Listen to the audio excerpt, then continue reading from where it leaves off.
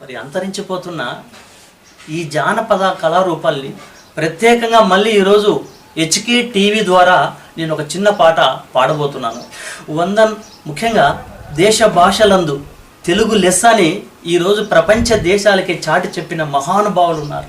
ఈ భారతదేశ గడ్డ మీద పుట్టిన శ్రీకృష్ణదేవరాయలకు ఒకసారి పాదాభివందనాలు స్మరించుకుంటూ హెచ్కే టీవీ వారికి కూడా ప్రత్యేకమైన అభినందనలు తెలియజేసుకుంటూ, తీపితేనియ తెలుగు తీపియే తీపియని దేశ భాషలందు తెలుగు లెస్స అన్న కృష్ణరాయలకు చేతులెత్తి మొక్కి తెలుగోడి కీర్తిని దీపాలుగా చేసి దేశ దేశములకు మోసుకెళ్ళిన అందరికీ మోకరిల్లి